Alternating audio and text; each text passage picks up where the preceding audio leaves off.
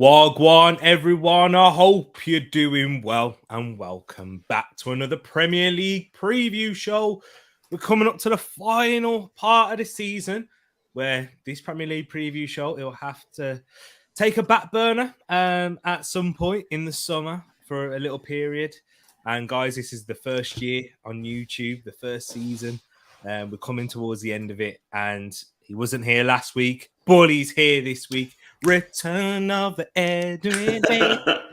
Big up, bro. How you doing, man? Not too bad, not too bad. My Wi-Fi at 7:30 on a Friday evening just seems to cut out. So TCM came downstairs because all I was doing was faffing. Wasn't actually fixing anything, so she fixed it. So it's all on me that we're late. All on me. That's all right, my bro. Don't worry. We're here. We always make the people wait. You know what I mean? Patience. You see what I'm saying? Good things come to those who wait. I'm sorry, people. But thank you to everyone who is locked in right now. We've got 6 people watching live. And first in the comments is Mr. 200 himself saying, good evening, Tereak. Good evening, me and all T. And yes, T, your son is looking in. He's watching and looking forward to this and getting in your predictions. Yes, for sure. We got Moss in the place. Well, go on, my bro. Telling you guys to sub. We're close now. We are. You're 4 away, I think, T.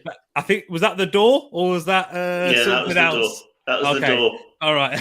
Only joking, people. So how far are predictions going? We'll have to see. Oh, so in these predictions are only going to be for this weekend. We're going to be doing the midweek games from Monday.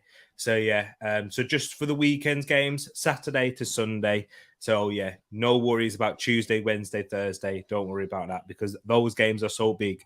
They're going to need its own, real discussion points and talking points. Plus things will be different after the weekend's games as well, right? Exactly. So results will determine those things. Sis is in the place saying, hey, TTF and Edmund is back. He is indeed. Yeah, thanks to her, I'm back. T-Dog, Wagwan, my bro. Hope you're keeping good. We've got Bobby in the place. Hello, one and all. Hope everyone is well. Nice seeing you all. Look at the fact we've got family. We've got the Mr. 200 side of the family in here as well. Pax in the place. Hope you're keeping good, Pax. Who else have we got in here? He's changed his cover. Look, is that T-Dog changed his cover? Nice seeing you there. Is that Ronaldo doing a suit? I think it might be. I think it is, yeah. I think it is. Yeah, Real Madrid legend. Real Madrid in the final. I'm sure we'll talk about that at some point. Matt is in the place. Biscuit people. If you hit the like button if you like biscuits. Do you like biscuits? I love biscuits. Same. Look at me. I don't get look like this. But I like biscuits more than more than anything else. Ed already knows this. Biscuits over chocolate over sweets for me. Biscuits. Really? How about donuts? Nah, donuts. Yeah, donuts are different because they're fresh, though, aren't they? True. You know what I mean? But cupboard food, that is. I'm talking about donuts. Cupboard food. Yeah, exactly. Not great for you, but good. But still taste very good, though. Good for your taste buds. Oh, they're my favourite. My dad's favourites. They are Paxies, anti-flavour. No, Jacob likes the chocolate ones. My dad likes the plain ones. Anti-flavour. Fair enough. G Staffy, Wagwan Sis. Hope you're keeping good. Have we got anyone else in here as well? We got Joey in the place. Wagwan Joey. Wilf in here is as well. And big up everyone else who's watching. We've got 11 people locked in. Stanislav, I hope you're keeping good. Wagwan, my bro. So yes, I think I've run through everyone. I think that's everyone. People, we're getting ready to get this started. We're 4 minutes in. And we're here to talk about the Premier League fixtures coming up. And as you can see from the thumbnail, some huge fixtures in the top and the bottom and just a little bit below the top as well in the top 4 places for the Champions League. And lots of news that has come out this weekend too. So make sure you hit that like button, get your coffee, your teas, your whatever, your alcoholic 18 plus in this country, maybe 21 beverages. Ready, people, whatever you are ready. Just settle in, because this is a good one. And for those of you, because we have got new subscribers, if you are new, this is what we do in the Premier League preview show. We discuss the fixtures for the weekend. Drop your predictions in the comment section, in the live chat. and there is a prediction table. So yeah, make sure you do drop them in, because you get 3 points for a correct score and 1 point for a correct result. And if you get the result incorrect, 0 indeed. So just a quick example. We've got Liverpool Tottenham this weekend. If somebody guesses Tottenham win by 2-1, I'm sorry, I'm just using it as an example. Yes. And Tottenham, we've got some real life ones if you want to. So last week, Leeds versus Man City, we had 2 people in the TTF. T-Dog and Paxton both went for 4-0. There we go. There's 3 points right there. But if you guess 3-0, 2-1, whatever, you get 1 point. So yeah, there's some quick examples. And we're ready to get into it and start the predictions right now and the discussion. We're going to talk about the big one. We do run this in game of importance rather than chronological order, so that we can spend more time talking about these huge games like Liverpool versus Tottenham on Saturday at Anfield. Huge game for Liverpool in terms of the title race, Tottenham for the top 4. So Ed, for this, is it 8:15, or was it half? Yeah, or 7:30. It's a weird one, isn't it? It's a weird one. It's a different time on a Saturday. Guys, get your predictions in, as me and Ed right now, he's going to discuss the stats and records for this one. Yeah, so new subscribers, what I do now is I sort of run through the stats and figures as they are between the last the teams that have played recently. So in the last 5 games for this fixture, it's actually very, very much in Liverpool's favour, unbelievably, with 4 wins in the last 5 games and 1 draw. And if you look down there as well, those numbers in brackets, that's the XG, so the expected goals for both teams. And what you can see there is Liverpool's is a mental 2.64, and Spurs is a really, really good 1.57. And I can tell you as well, for those that really love the stats, the average goals for this game is 2.86. So there is very much a very good chance of goals in this game based on the form and the stats.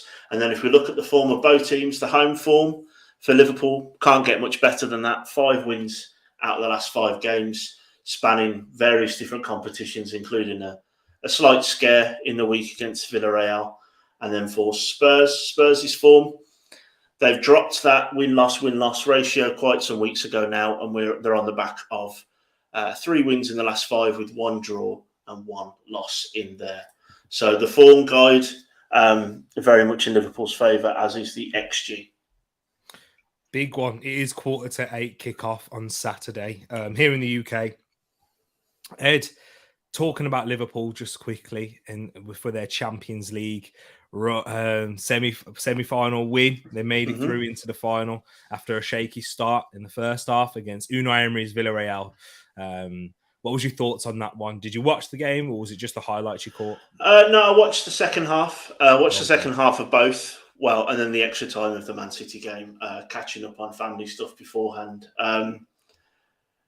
It looked as, from what I saw at halftime for Villarreal, that was just impossible for them to keep up that press and that pressure for the whole game. Moreno as well looked dead on his feet after half an hour. So there's some interesting decisions there by Unai Emery. And kind of Liverpool, I think, showed what Man City couldn't in terms of their mentality monsters that I think they have. They bossed that second half. I wasn't ever really concerned that Liverpool were going to mess that game up, even though they went 2-0 down. I was relatively comfortable that I thought Liverpool would just come through. Villarreal, I just didn't see them keeping up their first half performance to the second half, mainly. And Paxton puts right there, Gerard Moreno, get out. Have you seen that video with Albert? No. When this was a TikTok when Villarreal beat Manchester United. There's a Wolves fan, in fact, and he's from Wolverhampton, and he's got this meme of just saying to players, "Get out," and then Albert Moreno went, "Manchester United, get out," and now he's saying, Gerard Moreno, wrong, different Moreno, but he's out. And Liverpool, good comeback, and when we get into the Manchester City one, I'm sure we'll talk about their capitulation. It wasn't helped by the fact that the Villarreal keeper threw a few in as well. That's what it is. That's where I thought. don't think, Liverpool, they were always going to come back. And I do think that Unai Emery has to take criticism. And, with him trusting that Geronimo Rulli, for all the goals, he's at fault in every single one of them for me. So the Fabinho goal, as soon as that goes in, the game's done and dusted, because it's always so hard to expect for a team to go from sitting back to going forward is the hardest thing you can do in football. It never works out, which is why 2-0 is generally recognised to be the most dangerous scoreline in football. Because, you can start off well. It's easier to start off attacking and then hold on to something, because mentally wise, you got something. You felt like you've built something. Now you can hold on to it. Whereas if you're going to try and sit back, which they did in the second half, trying to take it to penalties in a similar fashion to how they did against Manchester United in the Europa League. As soon as you can see that goal so finely balanced, it's really hard to make that transition and go, all right, now we've got to attack. So Liverpool, once they grabbed that goal, they were easing through, really. Great. And they're in the final up against Real Madrid. Liverpool's quadruple dreams still alive. No team's ever gone this far before. No. But before we get into the predictions, Ed, how many trophies are they winning out of the 4?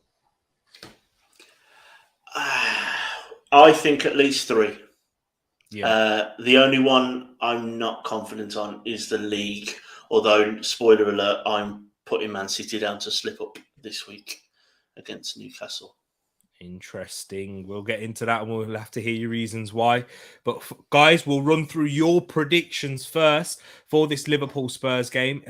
Actually, with Spurs, big week for them before we do that, because, they've got their 2 biggest games of the season. And I don't even think it's just 2 biggest games of the season. I think with this predicament they're in, this is something that could really hinder their future. And their future is decided on this, not just next season, but seasons to come. With Antonio Conte, will he stay if they're out of the Champions League? Will Harry Kane? What will happen to those players, the likes of Son, if they're not in the Champions League? But if they're in the Champions League with an Antonio Conte, they are a few pieces away from winning their first trophy, major honour, in how long? Because, that's how finely balanced it is at the moment, with a few pieces being added, and the importance for Spurs to get Champions League football I think it's more important than Arsenal. We've seen that today with the news that's come out in terms of the transfer market. So, bro, how do you see Tottenham setting up in this game to try, if they are to have their best case scenario? Their best case scenario is that they're going to try and use the quality of Son and Kane and hope that they can be compact everywhere else, aren't they? That's the plan. I don't think that's going to work for them in this game. But I maybe hadn't really thought about how pivotal getting top 4 would be for Spurs, because, like you say, that will mean that some of those players that could or might leave, there's less chance if you're currently at our club on good wages in Europe, but also in Europe's top echelons. But I don't see them. I don't trust Spurs' backline more than anything against that Liverpool attack, whichever one of the 3 that get picked. I see that Liverpool front line being too much for Spurs, and too much. Although Kane and Son are elite and are quality, I trust Liverpool's defence more than I trust Spurs'. I hear what you're saying. I do hear that. Matt says that Villarreal keeper had brown envelopes for shin pads. Paxton and Rulli said, used to be a decent keeper as well. It's strange. I think with Rulli, though, even when he was up against you guys, he always looked like he had a clanger in him. Unai Emery picks him for his distribution, and he heavily relies on that. And, but also, you got to be able to save shots and be a reliable goalkeeper before that, at least. One mistake, though, in a massive game like that, when your back's to the wall, that could be it. Then your head could just go, couldn't it? And there's a few other decisions there, but it's true. Wilf saying the goal that went through his legs is not the keeper's fault. Keepers have to keep their legs open for balance. in a way. Yeah, but it's the distance that it's coming from. Yeah. You see, I don't think, you know, we'll get into the Real Madrid situations and that, but there is a reason he sees the shot coming, and you have to be keeping these angles. It's a tight angle as well. It's your body position as well, isn't it? So he's not having to really look after a big area of the goal, a big surface area. And I know you all know about that, Wilf, because you played in goal, but there's only two ways that he can score there, Fabinho: through the legs and in a tight angle from the where he is. So yeah, I do think the keeper has to take some fault, and he was at fault for the goal in the last legs and those things too. So it is a factor, unfortunately. And then he's saying Tottenham winning a trophy. Oh, you was trying to be serious. My bad. And yes, there will be a watch along. He doesn't want the cap on, Moss. Of course, if you know people, he never wants these Yankees cap on. But also, Moss, I just wanted to say happy birthday to Grandma Moss as well. But yeah, we'll get into your predictions now, people. So Pac saying T looking like a closet Spurs fan, just with that example at the start. But Pax has gone for a Liverpool 1, Spurs 1, Mane and Son with the goals. Tish backing her side with a 2-1 Liverpool win. T-Dog going with a 3-0 Liverpool win. You got to listen to what T-Dog's saying with on his debut, getting a spang-on prediction. Yeah. T-Dog. So 3-0 Liverpool. Bobby saying a 3-1 Liverpool win. 3-2 says Mr. 200. 3-0 says Wilf. And 3-1 says Moss to Liverpool. So everyone's backing a Liverpool win, apart from Paxton at the moment. I think he's going with his heart over his head. That's why. Yeah. He just doesn't want to see Liverpool keep going on and pushing for the league or this quadruple at all. But I'll go into yours now, Ed. So what is your prediction? Because we haven't got it up yet because technical difficulties as well, people. But it's all over the place today. So I am backing the exact same score as Bobby and Moss at 3-1 to Liverpool. And I've gone with a 3-2 Liverpool win. I'm backing Mr. 200. I think Spurs will grab two goals. I think we're both on the same lines because of how that high line Liverpool will play. That's where Son and Kane eat. That's where they link up well. That's where they scored so many goals. So I think they will score in this one. It will be a tight, cagey game, whether it's 3-1 or 3-2. It will be interesting because at this point in the season, it's not too much about performances. It's about getting results. And with Tottenham's backline, still yet to be convinced with, Dyer, Davis. Christian Romero, I think, is a good centre-back. Yes. I do think he's a good goalkeeper, Christian Romero. Goalkeeper, sorry. Good defender. I just saw Will's name and then we talk about goalkeepers. But there's still a lot of work to be done. The wing-back positions is where Tottenham are really in trouble. But with how Conte will set them up, it won't be too much relied upon them going forward. It'll be similar to how they set up against Manchester City. But with Liverpool, they have their plan Bs, whereas City don't. Whether Divock Origi may come on and score the third, Jota, Diaz, Mane, Salah, they've got ammunition all over. It's ridiculous, isn't it?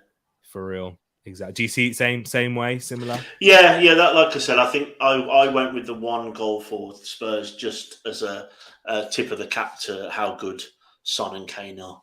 Yeah. So, yeah. T-Dog going goal for Salah, Jota, and Mane right there. So, what are we on? Are we on in terms of subscribers? So make sure you hit that like button, people. Before I think what Moss is saying is he wants to unsubscribe so then he can become Mr. 400. Oh, do I? Yeah, I can see what you're saying now. You 3 away, T, 3 away. So 3 people now, just tell a friend. Come on, just 3 people, Pete. Come on, just 3. Just 3. Because YouTube did T dirty the other day, so let's get it up legitimately this time. Exactly. Come on, people. Just 3. Tell Granny Moss. Tell Granny Moss to get subscribing. But we'll move on into the other title challenging game, which is on Sunday. So this game is after the Liverpool Tottenham one. So Manchester City will already know what has happened in that game, whether Liverpool have won or not. But this one is the last game of the weekend. Manchester City versus Newcastle United. battle of the Middle East in terms of the owners. Yep. So interesting one. Ed, hit us with the records and stats for this game coming up, and then I'm sure we'll talk about the Champions League one. Yeah, so Man City versus Newcastle, again, you can see they're ticking at the bottom. You've got the XG for both of these teams, so 2.57 for Man City, which is slightly lower than Liverpool's 2.64. And Newcastle's is at 1.37, which is their highest of the season so far. And the average goals in this game is expected to be at least 3, which means that the form guide and the expected goals is pushing us towards a winner in this game with the odd number of goals. And in the last 5 games, Man City have won all 5. And if we look here at the form guide, we'll see here that Man City, on the back of 4 wins and obviously that loss that we'll probably touch on in a moment, and Newcastle's form is exactly the same. Their loss was not against Real Madrid, however, but yeah, they're on the back of 4 wins and 1 loss.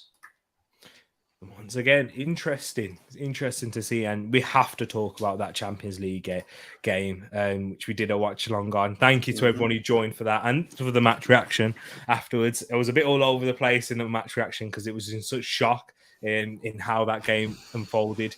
But Ed, what was your thoughts on that quickly? And my big question, because this has been the biggest talking point, did Manchester City bottle it? I don't think so. I don't think so personally. I think when you look at their manager, Pep, right, what he is all about control, isn't he? He wants to control every single step on that pitch. For him, I'd imagine in his head, João Cancelo on the left, as left back, he will have it in his head that he'll cut back in onto his right foot. He'll ping it across. He's got it all planned. But what you can't always have with football is that those plans will get broken. There'll be agents of chaos that will come in that do crazy things. There'll be managers that do something that you can't control. And for me, I think there was a lack of control in how Man City, especially in the second half, they lost their control on the game. And I think that's the difference. And I don't necessarily agree that they bottled it, but I think what you can see is that the biggest difference I saw in Liverpool and Man City was that Liverpool have a little bit more of an individuality inside their system, which means that bigger players can step up if they need to. Whereas I think in Pep's systems, it's the system that wins rather than the players. And I think maybe some of the substitutions were slightly later than they should have been. But no, I didn't see them as bottling it. I just thought it was one of those games where Pep's plan didn't come off. It's true. And I think you've put that in such a good way there, Ed, and I totally agree. That individuality point was where, Jack Grealish, I'm going to keep hammering on about this. He has to score one of those 2 chances. I know the second chance is a good save, but the first one, the keeper's been beat. I know you're off balance, but I'm sorry, you have to score that. You're a £100 million player. You've been brought in for these big moments. When you pay £100 million, there's no bedding in process. There's none of that. Like, even if you're not having the greatest of seasons, which he's not, you're still there for the big moments. That's why you pay that big money. And I'm sorry, he had to score that. But then there was other individual moments in the first leg. Riyad Mahrez, I know he scored in the second. So it was kind of like a little bit of a redemption for him there, but he has to score there. And I think this one is less on Pep than the previous ones, which, as you said, system, everything is all about how the system is for Pep. And I've just got to look at those big moments. Carlo Ancelotti making those big substitutions, which I didn't think Pep did. He didn't quite manage the game out properly in those senses. So yeah, I agree with you on that, though. The only counterpoint I'd say to the Grealish, the second chance was a brilliant save. It wasn't just a good save. That was outstanding. But I thought he was the only one at that point that was soaking up the pressure, getting fouled, getting corners. But what I think the problem you have there is that Jack Grealish isn't a goal scorer. And I think that's where he needs to improve. Why do you spend £100 million then? If you ain't going to bang but the thing you've got there is also the £100 million. You can't, if you have that as a millstone around his neck, That's not on him, is it? He didn't put that price tag on him. But And as Manchester City as a club, though, if you're going to be spending £100 million on an attacker, you're saying that he has to produce in either goals or assists. Yeah, I don't think Grealish is that. I think he's more of a flat track bully, personally, and that's where the individuality, as you say, it's not there. So, for City. but the only counterpoint I would say, just to play devil's advocate, I thought he was the only player in that last 20 minutes of the actual 90 that was eating up the clock. Everyone else was giving the ball away. He was slowing it down and getting fouled and getting corners. And I think if he puts one of those chances in, people probably aren't trying to not scapegoat him, but point out the fact that he, gave that, didn't put that chance away. That's just the other side of it. I thought he was managing the game quite well. I think there were bigger issues with the other players in the team. The fact that KDB, where did he go? Yeah, he was taken off, I think, wasn't he? Yeah. Rodri played amazing, but he was on his own in the middle of the park. He did about 3 men's jobs. There was no one in that midfield that was stepping up other than him, and he was stepping up amazingly. So for me, I think that's where you want your players to step up, and I think that's where Pep was let down, personally. Mm-hmm. Yeah, I agree. Which is why for this game, I'm going with a 1-1 to Newcastle, just to jump in. I'm going 1-1 against Newcastle. Newcastle on form. They're really, really pushing up the league. They've got some players in great form at the minute, and I think this might be a little bit of a hangover. Yeah, there you go. Interesting. And then Will, agreeing with you there that Grealish didn't set the price tag ain't his fault. But Will, with Nicola Pepe, you're always going to get that price tag put on you when you're an attacker. And you spent, remember, that was their only signing, Wilf. Their only signing in the summer. They didn't go for a striker in the end. They didn't want to go for Harry Kane, which, you're probably saying those moments Harry Kane would step up and put it away. But, there's also other arguments that he might not have. But yeah, that's in those moments when the game's not going well, like it didn't for Liverpool. You have someone who can put it in the goal and step in those big moments. And yeah, Ed is right. It is fine margins. If Grealish scores and they go through, everyone's like, you know what? Well done, Grealish. Like, he's stepping up to his price. It's like the Kai Havertz effect. Kai Havertz was poor last season, but he made his Chelsea career has a new lease of life because of one goal. Yeah, that's football. Unfortunately, yeah, that is football. That is, yeah. But Ed's gone with a 1-1 draw. Let me see what you guys and girls are saying in the chat. Paxton's gone for Manchester City to bounce back with a 3-1 win. Newcastle Oil Club derby. Gabriel Jesus hat-trick. And Alan St. Maximin penalty. Bobby saying a 3-0 Man City win. Mr. 200 saying a tight 2-1 Manchester City win. Will saying 3-1, agreeing with Pax right there. T-Dog going for a 3-2. High-scoring game.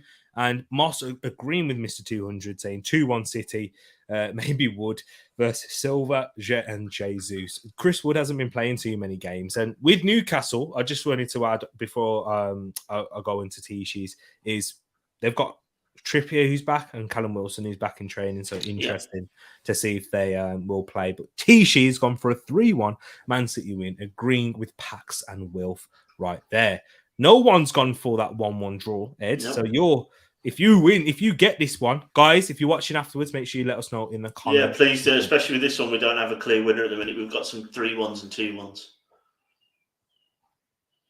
Oh, it looks like is it Tereak that's gone now? Well, we're having some crazy technical issues right now. He left me alone, Wilf, for the first time. I bottled it as well. I should have kicked him back out, Wilf.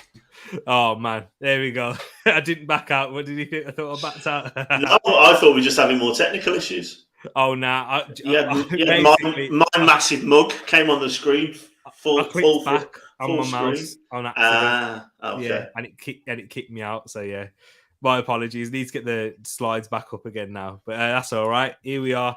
So Tereak is trapped again. Oh man, this was on fire the other day.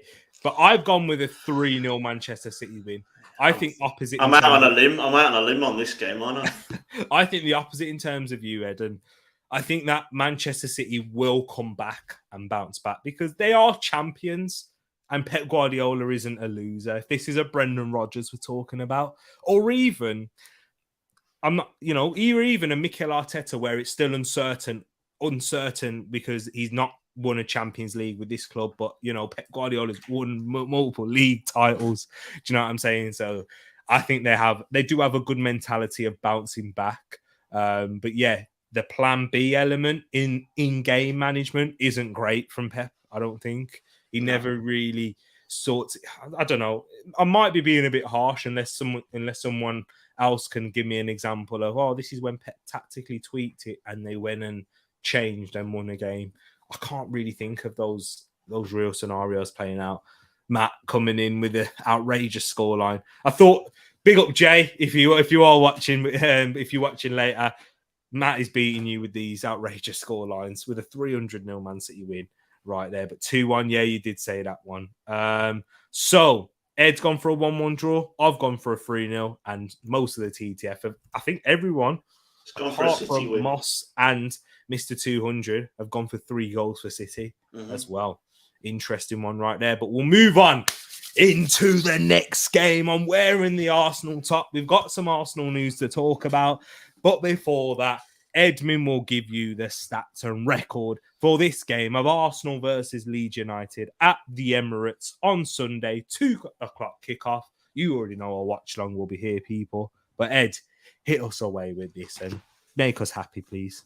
Yeah, so it's very good reading for you Arsenal fans out there. So in the last 5 games between these two teams, Arsenal are unbeaten with 4 wins and 1 draw. And if you look down there, Arsenal's XG is over 2 for the first time in a very long time from memory. With Leeds is at 1.4, and the average goals for this game is 2.97. So again, we're pushing towards a 3-goal swing in this game. And if you go by the stats, it should be a 2-1 Arsenal win. But obviously, football's not paid on paper. It's played on grass. And if we look at the form of the teams, Arsenal's form, 2 losses, but then on the back of 3 straight wins. And Leeds' form, a bit all over the place. I know Matt will be hoping for a massive Arsenal win, I'd imagine. Leeds' form is 2 draws, 2 wins, and a loss in the last 5 games. And so Leeds, let's not forget, are only 2 points above the relegation zone with a game less than the Toffees. There you go. And look at their final fixtures. This is one of their remaining fixtures. And they've got Chelsea in midweek, but we'll get onto that on Monday. But, Ed, we have to talk about the news because a certain manager has signed a new contract, a new 3-year deal in Mikel Arteta at Arsenal. I'm sure you guys, all the Arsenal fans in here, non-Arsenal fans would have heard about that by now. Ed, what's your initial thoughts on it? It makes sense. I think it's a sensible approach. You're in part of this process, trust in it. You got Arteta and his pit crew. I don't see any difference or any point in changing it right now. He has your club in a position that most, even Arsenal fans, wouldn't have said you'd have been after 34 games. Most Arsenal fans certainly would have been saying it after the first month of this season. I think there's lots of potential there. He's got players that want to play for him. There's potential money in the bank to play with. A lot of the dead wood that he picked up, that Unai Emery started clearing out, is almost all gone now. Seems like a very sensible approach, personally. I've never been Arteta in or out. For me, you can shake it all about. You've got a manager there with a project, and I don't see there's anyone better that's available right now. So why would you even bother? Let's see if you can build on this season. Next season's going to be huge for him. I see you being comfortably in the top 4 with the fixtures that are left. Champions League football brings Champions League players, Champions League money. It'll be interesting to see what he can do with it. I think it makes perfect sense. Yeah, there you go. Edmin giving us, the lowdown, the sensible and, non-emotional attachment approach. But yeah, for Yeah. me, I totally agree. I think it makes a total sense. Progression has been clear to see. He's changed a lot within the club. I know a lot of Arsenal fans, if you're a fan, you would have followed it a lot more and seen a lot of the changes, even in, not on the pitch or even in the dressing room. I'm talking about staff, structure. There's been you've seen the difference even within the Cronkies. I think the ownership, they've seemed a little bit. I think Arteta may have really got and drilled home the importance of even including the fans, the fan groups. Things have changed around there. So, and that's under Mikel Arteta's reign, and that's under his management. He's not a head coach; he's a manager, and he has a lot more responsibility than what Unai Emery's had, and a lot more say in things. And you've seen the trust being shown by Aubameyang being let go.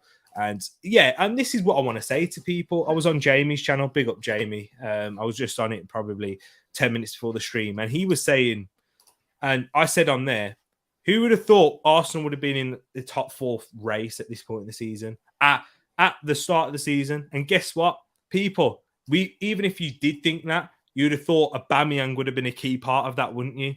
If I was to say Arsenal are going to be in a top 4 race with Aubameyang being sold in January and not replaced, what would you have said? You'd have literally called me mad. So I definitely think it's the right move. We're moving in the right direction. We're still not there yet. We're not where we want to be. So it's not like people get confused with the managerial contract situation. It's not like a player. If you sign a player and they're performing badly, it's hard to shift them. With a manager, you can sack them and you just pay them out. And it's 3 years. It's not no Alan Pardew 7-year deal where it's going to really affect the club in terms of a sacking. So definitely. But Bargav, big up Bargav right here, says, what's going to prevent Arteta ending up like Ollie? And that is the next step. What you go on, Ed? He's an actual manager. He's not a cheerleader. Coach. Yeah, he's an actual coach. That's what he is. Yeah, and because what Ollie's like selling point is he could bring like a camaraderie. Yeah. It was, when I say this, I don't mean it in a disrespectful way, but in terms of, even anywhere near as like close to this man, but in this man's style of management, he was a very like SATS level, which is, reception, age 5 to 6 level. Alex Ferguson. That's Alex Ferguson's management style. It was to get the extra bit out of players. Bobby Robson. Bobby Robson, exactly. Phil Jackson in football, in basketball terms. But it's that, that approach of just getting the best out of these players mentally and not getting involved tactically, because Alex Ferguson had the coaches to do that. So with Arteta, different way, different style of management, very meticulous, similar to Pep Guardiola in those ways. And he can make players actually technically better in those ways, in that sense. So that's the difference. But in preventing, the Ollie like ending, also Frank Lampard in there is, with the expectation rising next season, can he get the players up to that level, that standard? Are we going to see a development in these in results, even not going through these bad reigns of form like we have seen this season?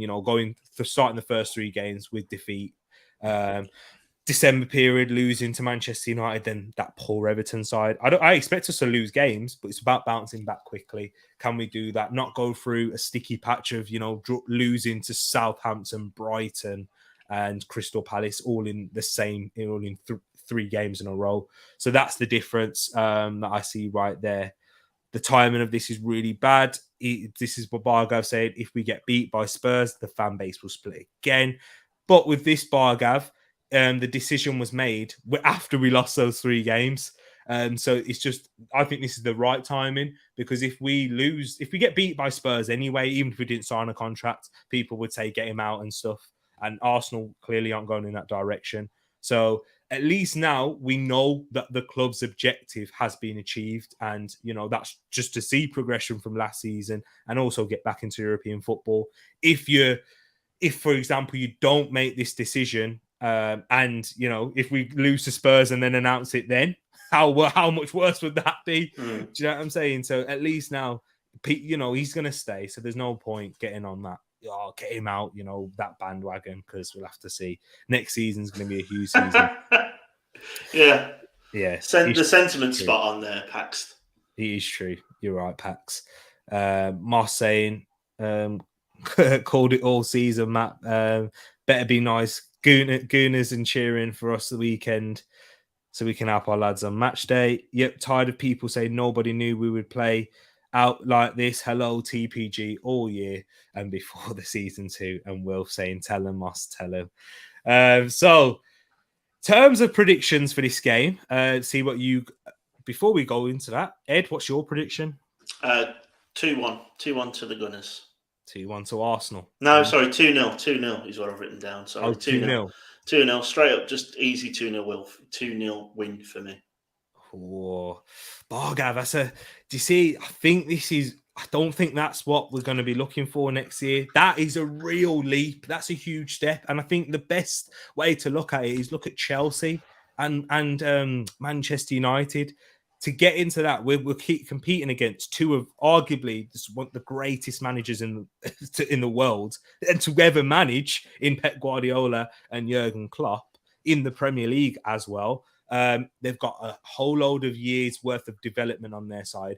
What our aim is next season is, I think we Bargav, I know this sounds crazy, we've got more of a chance of winning the Champions League next season than winning the league. Ed? What are you saying? Champions League is Real Madrid are in the final. You cannot tell me Real Madrid were the best side in all of those games that they played. Well, I was going to tell Bargav to hold his horses. I think you both need to. No, there is not. I'm not saying we will. I'm not saying that, not at all. But I'm saying we will. If we was to have a good season in the Champions League, we could get further in get closer to winning the Champions League than the league title. That's what I'm saying, because it's. That winning a league titles over 38 games, you can win a Champions League without... Real Madrid are in the final after being shockingly bad for at least one game of every tie, where they lost and they should have got battered by PSG. Chelsea were going lost to Sheriff, let's not forget. Sheriff, Tiraspol. Bro, it's true. Do you know that's what I'm saying? Chelsea were scraping top 4 last season and they won the Champions League. So in winning the league title is completely different. And that's a bit too hard in my eyes. Perfect timing in my eyes. We are probably already in contact with potential signings. They need to know their stability is at the top. And if you don't chase it, you're not gonna go with it. Yeah, give it all. I agree. From in sense of the players and the manager, they're always going to be setting their sights on the league title. But as fans, I feel like if you're expecting that, it's going to be, you're setting yourself up for like disappointment and unrealistic. But yeah, I do, Bargav, I want us to go for that league title. I think next season's probably a step too far because we still got to have new signings and they've got to settle in. We got a huge summer, as Ed said as well. So coming in, we'll have to see. We'll have to wait and see. And if we was to win the league, they'd all have to hit the ground running, and Liverpool and Man City would have to have a big fall off compared to the levels that they're at. But let's go for your predictions in the chat. Bargav, let us know your prediction for this game up against Leeds United. Paxton has gone with an Arsenal 3, Leeds 0. Saka, Martinelli, and ESR with the goals. The young Gunners right there. Mr. 200's agreeing with you there, Pax, with a 3-0 Arsenal win. T-Dog has gone for one more, a 4-0 Arsenal win. Bobby's gone for a 2-0. So all clean sheets so far. Will has gone for a 3-0 Arsenal win. Changed my mind from this afternoon. I didn't see what your original prediction was. But Tishi has gone for a 2-1 Arsenal win. And Matt says, Tereak, Arsenal better win this game. Our friendship literally depends on it. And by friendship, I mean being a subscriber to your channel. Matt, you know what I mean? We make friends in here, you know what I'm saying? And I've been on your channel. We've been speaking to each other in group chats and whatnot. So yeah, man, friends and family. We got TTF for a reason. Tereak Talks fam. Do you know what I mean? Ed went for a 2-0 Arsenal win. I've gone for a 2-1. So I'm agreeing with Tish. I think it will be, once again, pressure. It will be a pressurized situation for the Arsenal players and the manager. So I don't think we'll be at our peak performance. And yeah, Paxton saying Leeds are woeful, though. Yeah, but Leeds have got something to fight for. Everton are a woeful side, and they've gone to beat Man United, Arsenal. I thought you just said we were friends with Matt. What are you saying that? No, but yeah, I'm being real now. This is in the business end of the season. You can be woeful, but you've seen great escapes and madness happen. So I don't think they'll do it here. Maybe Chelsea, that game in midweek. We'll talk about that. But yeah, I think it'll be a tight affair. It'll be close, similar to like the West Ham game, but we'll win. And I'm hoping for a little surprise, people. Like, I know nothing's been said, but I seriously have a feeling Thomas Partey might, not for this game, maybe for the Spurs game, which will be out of the blue. Maybe even get a bench appearance on this one. Maybe. We'll see, people. It's a little bit of a hot one, a hot take. But yeah, I just feel like they've probably kept it quiet under wraps, and it'll be another big boost for the crowd. Arteta's been playing these types of games this season. You've seen it when we celebrate against Wolves, for example. Like it's all mentality. They're trying to embed something in the club. But yeah, Bargav saying 2-1 agreed. Their midfield is better and will fight like hell. It's a true point. Some good players in their midfield, Bargav. Calvin Phillips, who would definitely get in our current midfield right now, with Xhaka and Elneny being there. But Xhaka has been very good. And Bargav saying it's the standards of this club. It might be harsh, be challenging at the end of the year for either the Champions League or title, one trophy a year. Hopefully we'll get to that level, but we'll have to wait and see. T-Money, you've lost a friend putting my name in that cesspoods in the same sentence. You got any more final words on this one, Ed? No, I think we've covered this one quite a lot, I think. Yeah. We'll go on into the next one. Huge game. Claret and Blue derby here at Turf Moor on Saturday, 3:00 kickoff. Burnley against Aston Villa. Matt, I hope you're still here. I hope you haven't lost my friendship after what I said about Everton. But this is a huge one. Ed, hit us with the records and stats for this one. Yeah, so the last 5 games between these teams, we've got 2 wins for Burnley, 2 draws, and just the 1 win for Villa. And if we look at the XG down there, ticking away at the bottom, pretty much nothing between them. Burnley's at 1.3 and Villa's at 1.39. And the average goals for this game is 2.21. And then if we look at the form for both teams, Burnley's form is ridiculous. And the reason why Matt is sweating is because they are unbeaten in 4 with just 1 loss. And Villa's form, which probably doesn't make good reading for Matt either, is that they've lost 3, drawn 1, and only won 1 in the last 5 as well. So the form guide is pushing towards Burnley, but the XG is slightly in favour of Villa. Interesting. Your team there, Ed, Burnley. Always knew they could do it. Exactly. Huge one for Burnley, though, isn't it? In this one. And they're kicking off before Everton as well, which was the similar case in last week's fixtures where Everton did pick up their 1-0 win. Yep. And Burnley came from behind to beat Watford by 2-1. Have you been impressed with Michael Jackson? Yeah, I have actually. I think he's tightened up a little bit of their tactical play. It's a little bit, more targeted, it feels like. And the energy's there, but the biggest thing for them at this time of the season is the momentum's there, isn't it? They are on a roll right now, and it's one of those where you often see it where a team sort of comes out of nowhere to make a challenge, say in the Championship, and you often see a team sort of come out of nowhere and do all right towards the end of the season when they get a bit of momentum. And that's definitely where they are right now, isn't it? I think there's a lot of issues around Burnley's finances. I know that they've got a loan to pay back, haven't they, which I think will be really detrimental if they don't stay up. But I think the biggest thing for them, regardless of new manager, whatever, is that they've got this momentum now. They're just on this roll. Mm-hmm. Exactly that. So true, man. And that's it with Michael Jackson. it's craziness, and what he's been pulling out of there. It's Ben Mee also at the helm. You got to remember this guy's a player. They've got like a whole coaching staff, haven't they? Like a whole group, which is an interesting thing. And speaking of Michael Jackson, but remember the time when Burnley fans, when we was all saying about Sean Dyche, why they're sacking him, this might be the end, right there. See, did you like that little? Remember the time? I did. I thought we were just going to smooth over it. I didn't know you needed. Sorry, man, I'm not good at those things.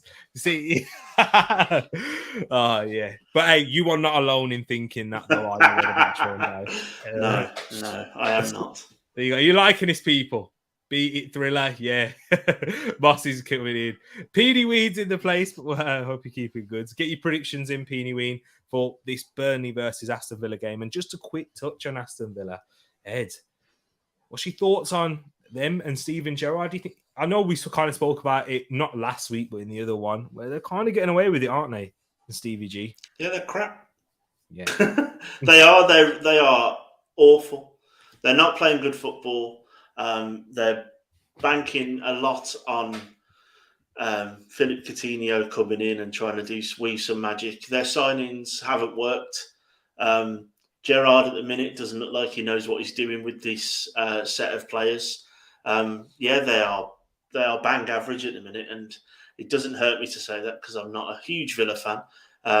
But they're out of trouble, and it'll be interesting to see Gerrard with a full season, full pre-season, see where he can take them. He was an immense player, pulled teams, very, very average Liverpool teams, to very, very good places. So let's see how he does with Villa. I think they bought the wrong set of players, personally, for me. I think their age profile that they were looking for didn't fit the squad they had. So it'd be really interesting to see what he can do with it. And obviously, the team he left, Rangers, where he left them in such a really good position, are now in a European final. So I think there is something there that he has. And yeah, let's see what he can do with them. I don't want Villa to go down. I'm not that kind of, masochist. I'm not overly fond of Villa, but I don't want any club to go out of business. I don't want realistically any club to even get relegated unless they're atrocious like Norwich. So Burnley. I never said they were atrocious. I just didn't think they were going to do it, but and they still might not. So let's not count their chickens yet. So yeah, be interesting. Villa obviously got a couple of games in hand as well, so a win and a draw there sort of bumps them back up into the top 10. Sorry, and then you might not be saying it's a overly bad season for them. So it'd be really interesting to see what Gerrard can do. Very, very true. Well put across, Ed. And your prediction for this one? Go on, bro. Let us know. I've 1-0 Burnley win is what I've gone for. 1-0 Burnley win. So there we go, right there. Yeah. And that's agreeing with Bobby. There, 2 Paxton, all 1-0s. 2-2 maybe, says T-Dog. A draw right there. Moss agreeing with T-Dog, saying a 1-1 draw. And then 2-1 Burnley. Sorry, Matt, want to see Frank go down. He's so overrated, in my opinion. Agreed. Thirded. Burnley 1, Aston Villa 1. So father and son agreeing with a draw, but he's agreeing with Moss in terms of the correct score. And Peeny's gone for a 2-1 Burnley win. And Ed, I've also gone for a 1-0 Burnley win too. So there we go. We're all, I think, the TTF so far. We've got 2 1-0 wins. Have we got any more coming in? We've got a few 1-1s. We've got 3 1-1s though. Oh, have we? TTF. Yeah. I think you might have decided on a draw. Which got Moss, PM, and T-Dog all 1-1. Oh, so you might be right there. You might be right. We might be wrong. 4th, says PD. Agree with. We just have to keep doing this. But big goal for Sunderland in the playoffs, by the way. Could they be making their way up into the Championship and then back in the Premier League? Josh, I'm sure you'd probably like to play him again if you're watching later. So, yeah, I've gone with the Burnley 1-0 win. Villa, I just think with how Burnley will set up, with that deep, low block, Aston Villa will have to try and counter-attack against them, and their counter-attack's poor. So, yeah, I think it's comfortable for Burnley. 1-0 win into this huge game. for Everton, if there is off the back of a Burnley win, which we have predicted, huge pressure going into this one for one side, and then no pressure at all, just disappointment for Leicester City. But Ed, hit us with the records and stats for this one, and guys in the chat, get your predictions in.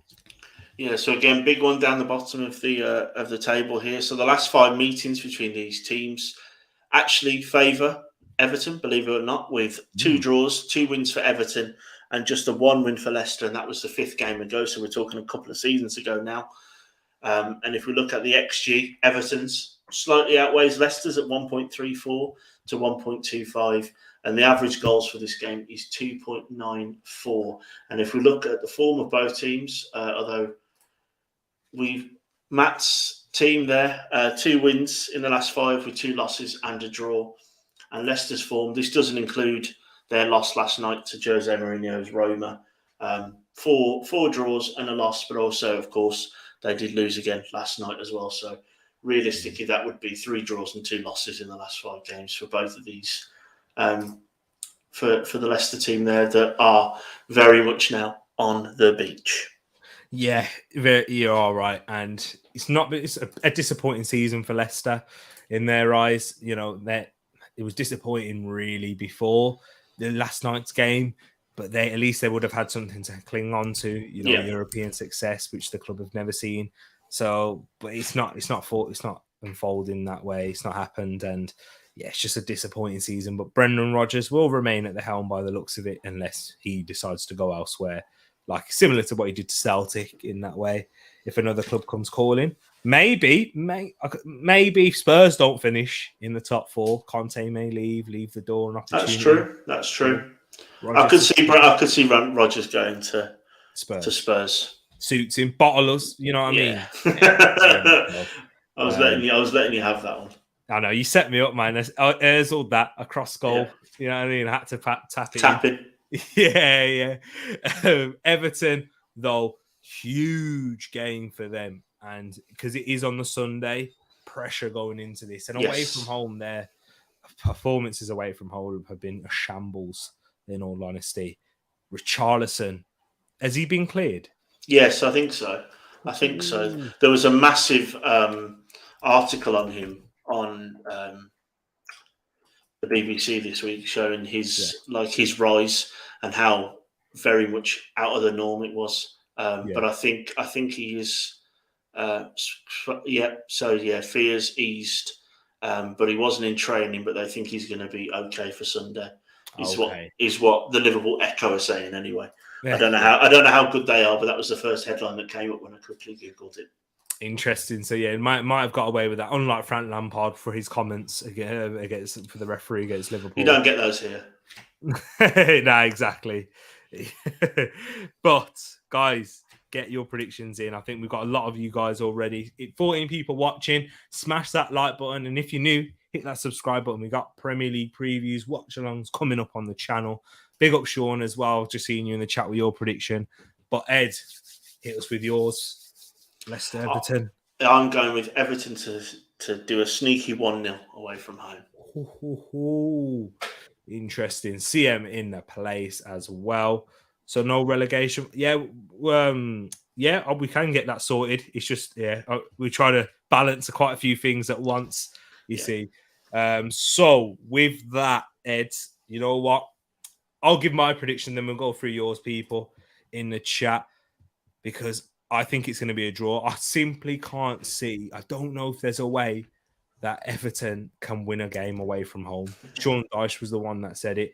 It's a different top way to win a game away from home. And Arsenal fans, we've known it. We've seen it. Even when we've not been in a relegation fight, but we've had poor away performances. And if you just don't have that in your team, that know-how on how to win a game, I'm not saying this season for us, but we've seen it previously with horrible away records, I don't think you can just suddenly get it like that when the pressure starts cooking. I think it probably gets even worse. And that no Everton crowd, they were the ones who really pushed them over the line against United, Chelsea. I don't think they will win it. But with Leicester's disappointment, I think they could grab a draw. It's good night, T-Dog. Hope you have a good one. And I'm sure I'll catch you later. as well. But let's see what you guys or girls are all saying in the comments for your predictions. Paxton going for a 2-1 Leicester win. Vardy, Madison, DCL with the goals. Bobby going for a 1-0 Leicester win. Peony Weens gone for a 3-1 Leicester win. T-Dog went for a 1-0 Everton win. Mr. 200 went for a 2-0 Leicester. Wilf went for a draw, agreeing with me there. So did Sean, and Tish has backed the Merseyside rivals in the blue side of Merseyside to win by 2-1. Interesting right there. CM, That's it's a bit all over the place, that is, I think. It is, man. Yeah, we're going to need you, CM. We're going to need you guys watching. Oh, you went for a 0-0 draw. So, yeah, wins for Everton, wins for Leicester, draws. Edmin nightmare this is. Yeah, it is at the minute, but we'll pick it up, don't worry. We're going to need you, people. We are going to need you indeed. So, yeah, we'll move on into the next game, which involves Edmin. And yes, man. Yes. This is big for us, not for you. Yeah. You're not going to get any favours off us this week. I'll tell you that much. Come on, man. Guys in the chat, let us know your predictions whilst Ed is running through the records and stats for this Chelsea versus Wolverhampton Wanderers game. Yeah, so Chelsea versus Wolves, the last 5 games, we've got 2 wins for Chelsea, 2 draws, and 1 win for Wolves. And the XG there, we've got 2.06 for Chelsea's. Wolves is the worst of the week. We're worse than Watford, worse than Norwich at 0.94, and the expected goals of just over 2 at 2.39. And if we look at the form of both teams, we'll start with the home team. We'll start with Chelsea. They have 2 wins, 2 losses, and a draw in the last 5 games. And Wolves' form is awful. 4 losses and just the 1 win there in the last 5 games. And I can tell you as a Wolves fan, we've not even looked like we've been bothered for the last 3 or 4 weeks. So if you are any betting men or women, don't put any money on us. We are dreadful. Talk to us about Wolves, man. Well, talk to us about the whole season first before you go into the research. Is it a good season? Yes, it is, because I didn't think we'd be anywhere near the top 10 with a manager that was unproven and a small squad with a shed load of injuries. So I think it is a good season. I think we're going to end up probably staying where we are just because we are 5 points ahead of Brighton and 6 points ahead of Newcastle. So I think we are going to sit where we are, probably pick up a couple more points, and it's going to be an 8th place finish. But for me, it's been if we lose to Chelsea at the weekend, which is my prediction, we will have lost 16 games and won 15. That is mental. We've not eked out anywhere near enough draws. We've turned up and been turned over by some very average teams and played well against some teams that are supposedly better than us. We are all over the shop. I'm not overly convinced on Lage as the manager. I'm not overly convinced on our signing procedures, where we seem to have no one new coming in. We are going to sell Neves to the highest bidder. We're not going to make sure he leaves the Premier League. He'll be sold to a Premier League team if they offer the most amount of money. And for me, most worryingly, is that there is rumours of fractions in the team. There's training ground bust-ups apparently and fallings out. And the one thing that you've been able to put your hat on since the Fosun Nuno era started is that we had a very core group of players that play for each other. And I think if we're losing that, you can see that there is, it's just not great on the pitch, because I don't think it's great off the pitch. We are dreadful. Wow, I didn't know those things. And when you start hearing those leaks and rumours, it's not great. And it does usually sign either an end for the manager or an end for this team in terms of a summer of rebuild.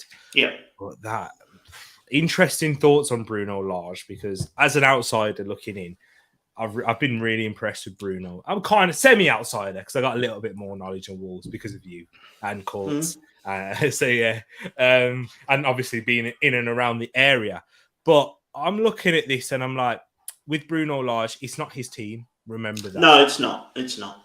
So if and he's done well, and I think he's done enough to earn that trust and respect. with this current crop for you to give him, a chance for a rebuild. If you sell Neves, which I'm sure he doesn't want to lose, but then that allows him to probably get, another midfielder is below the likes of Neves, maybe that Matthias Nunez, who's at Sporting Lisbon.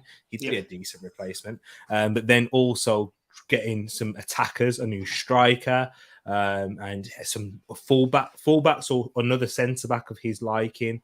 And maybe it's time for Connor Cody, if I don't know, for him to move on. So you can transition into a back four. It's going to be big decisions that are going to be made by him for sure.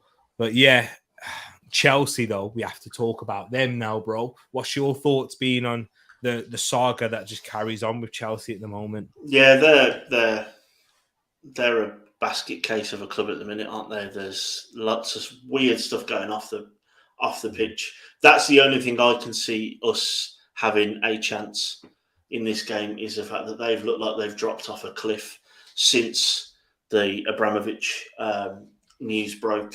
All I can hope for is that sort of there isn't a Chelsea crowd. Let's hope that we can do something, but I don't. If anything, it'll be a draw, but I've gone for a 2-1 Chelsea win, and I think I've only given us that one goal because I can't not say we won't score, even though we don't create any chances. Interesting. CM's got a question for you here.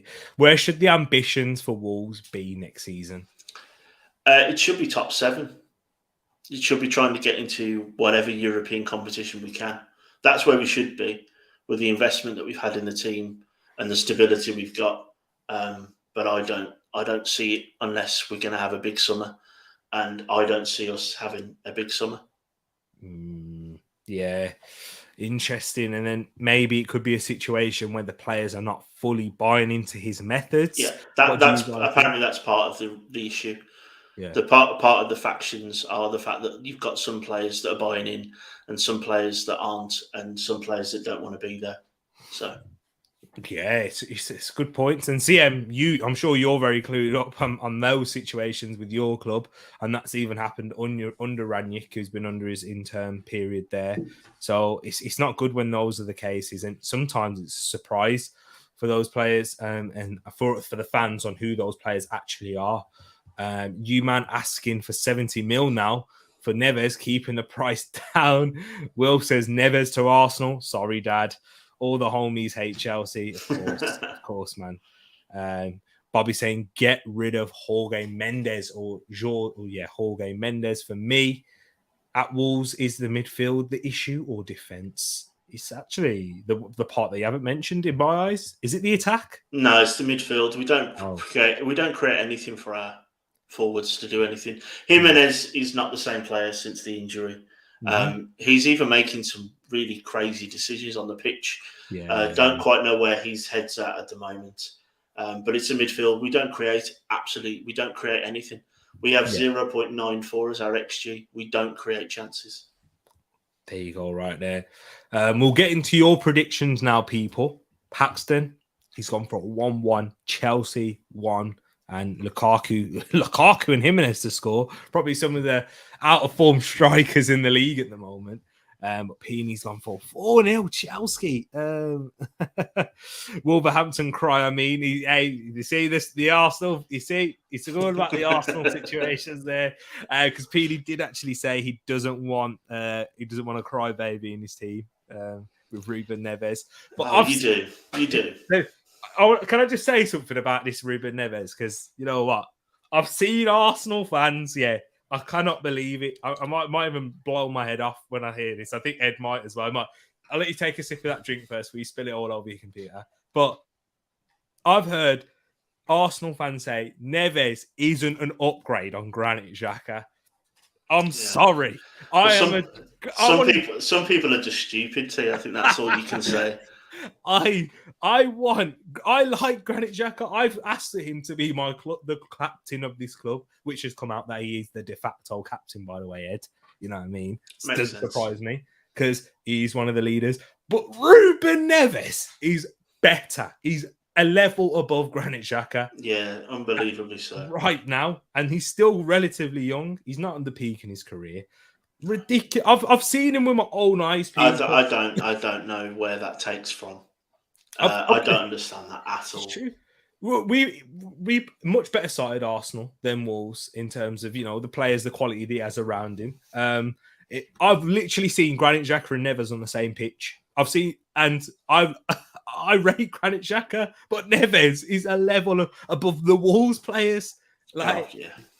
So yeah. Well, we were so desperate for him to play last week. He played 45 minutes. Yeah. That's how desperate we were to have him in the side. So, yeah, I don't understand that take at all. Exactly. And CM saying, true there, T. There have been reports at United that there are different groups, a whole load of leaks and players that have lacked the effort due to contractual issues and a lack of playing time. And that's probably what's been the case at Wolves too, much more also. Yeah, when this is the case, these things on the pitch get very iffy, and it does start to leak out. But Paxton saying Arsenal fan base in the mud. If Ruben Neves signs for Arsenal, I'll cry myself to sleep probably for 4 months. Chouameni going to Liverpool. Moss, Moss saying about Chouameni. Yeah, there's Real Madrid, Chouameni. Those types of clubs are after him. Good evening to Jake as well. Thanks for coming in, my brother. Jake, you've just missed my Wolves rant, mate. If you want to go back about 5 minutes. Yeah, look at that. Wilf, what? Neves, not an upgrade of.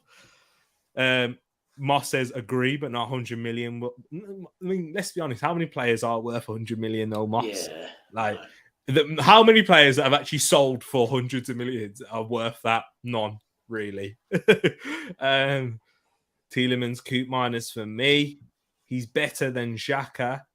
He's better than Xhaka, but Xhaka is better. What? I don't know. Is that a tongue twister, Peony? I don't know what that is. He did it on purpose. 398. Wow, 2 more needed. Come on, people, let's go. 307. He's unsubbed. Yeah. I did, but then YouTube, kind of done its thing and done me dirty. But yeah, hopefully, you can get me back up. Come on, YouTube. I get to hear so many fans grumble in Molineux Alley. They are losing their minds. It's sad. We are. Yeah. But I've gone with, in terms of my predictions, because I know we were doing that. I forgot we were doing that. Because you just let me have a rant for 10 minutes. That's why, too. I know, man. This you is the same as me. About Wolves. We don't talk about them in the good times. Oh man, but yeah, I've gone for 2-1 Chelsea win. Unfortunately, I'm really hoping, but now that's the case, I think it solidifies it a bit more. They will win this weekend. Doubling down on that, are we, Tishy? So if Wolves win, TTF, you get a point. I know that's not what you predicted, but because Tishy has gone down with a double down, I've just decided that if Wolves win, I'll give you guys an extra point.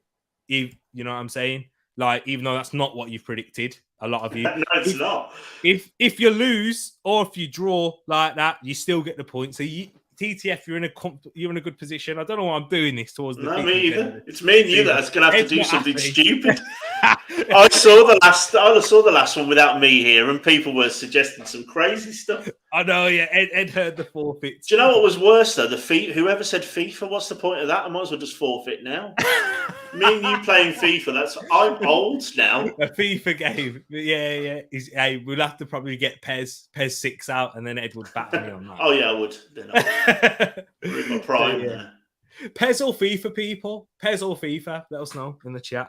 But King has also come in and said a 2-0 Chelsea win. Big up to yourself, King. And Jake has said a Wolves loss. 3-0 to Chelsea. Also, yeah, it's not all great. It's not all great in this side of the Midlands. But Will's gone for a 5-0. Wolves, of course. He's got to. He always has. And if he's doubling down, hey, if you get 5-0 Wolves, that's the prediction league done. Right there. Deal. That's how Manchester Mania got his name, through Pro Evolution Soccer. Oh, is it? What? Manchester Red. Is that what we're going for? Yeah. When they didn't have the real. Yeah, exactly. So yeah, I'm guessing. I'm guessing this was probably a joke. I think so. I think it's gone over our head. It went over our head. Sorry, Matt. We're too busy talking about Wolves at the moment. Yes, you are, Moss. Moss, only one believing. And I hope you're right. I hope you're right. Every time I'm wrong, I'm happy to be wrong when Wolves. Yeah. Prove me wrong. And if Moss is right, I'm sorry. Yeah, well, you're never in the end of it, Ed.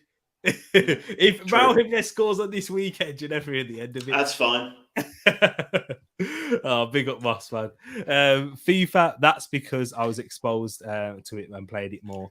I did like the direction Pez was going into, but they scrapped it for, it's true, man. I think with CM, I'm kind of in the similar lines of you, and I think our age kind of shows that. If you're older than us, then probably Pez is the one, because Pez used to be the one on top.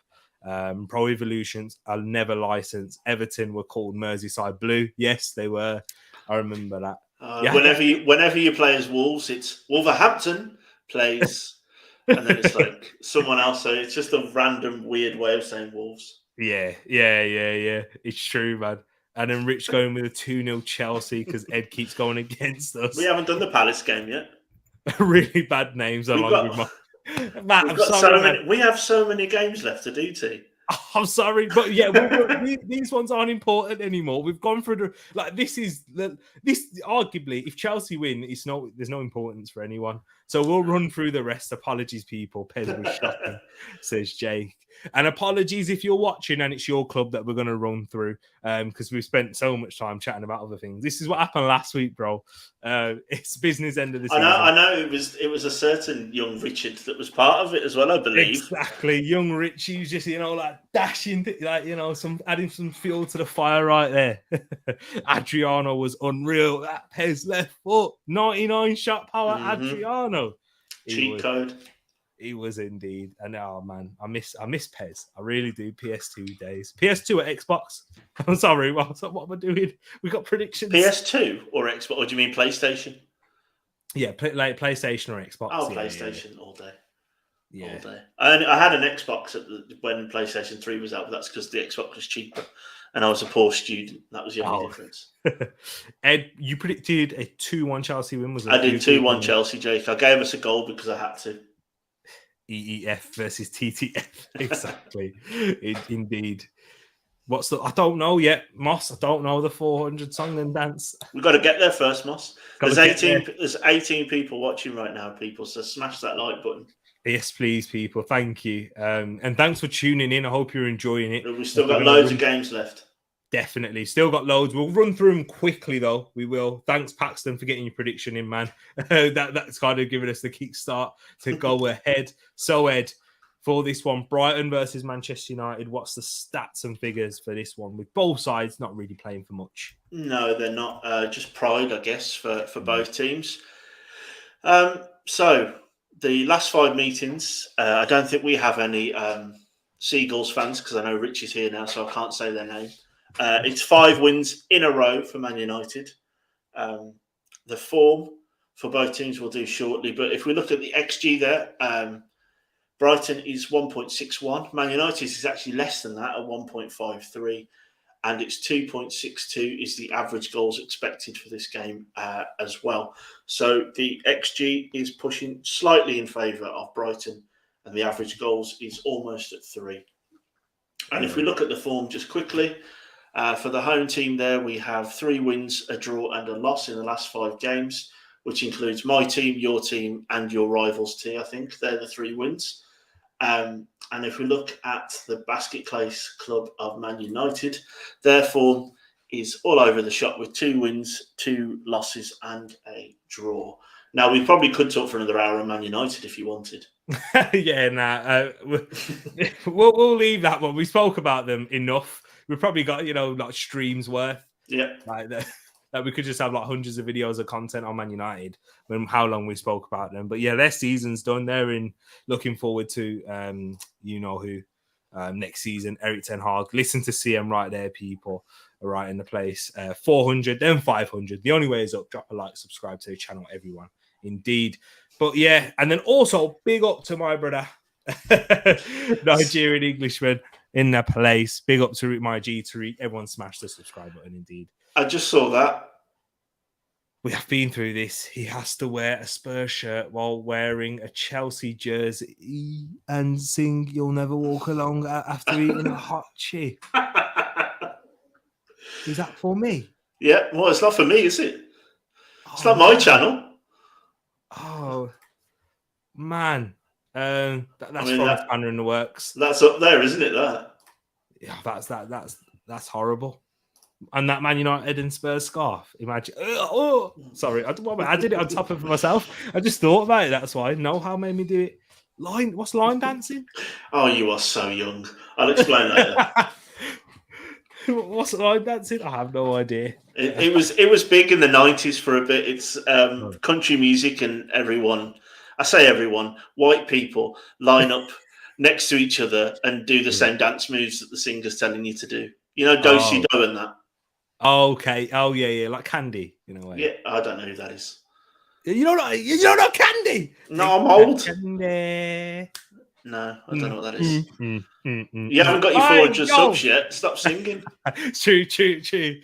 But anyways, predictions. Paxton's gone for 3-1 Manchester United win. Morpie Bruno free kick. Wow, a high-scoring game. And Pini, I actually like this shout that he put right there, because towards the end of the season, we do see kind of madnesses like this, don't we, Ed? Oh, yeah. This would have been in Alex Ferguson's prime time. This is when Federico Makeda was playing. Like that. And Chris Eagles would come out and do something. This is where we are now, isn't it? We're at that time when everyone kind of knows where they're going to be. Yeah, exactly that. 2-1 Brighton, says Tishi. 2-2 draw, says Wilf. Agreeing with King there as well, saying a 2-2 draw. United will win 3-1. Nigerian Englishman saying Brighton versus Man United 2-2. Trossard and Welbeck to score. I rate those two players. I didn't realise Trossard was 27. Otherwise, I'd have said, yeah, I thought he was like 24. That is surprising. I know. So he's the same age as Sterling then, right? Yeah. Oh. That's nuts, isn't it? Yo, crazy. I know you would put it like that. Trossard, I thought he was like a young prospect coming through, like Jota's age. Yeah. But nah. 1-1 says Bobby for this Brighton and Man United game. 3-2 United says CM. Or is it Cappy? Who knows? And 2-1 Brighton says Mr. 200. So once again, Ed, another Edmin nightmare. Yeah, it's all over the place.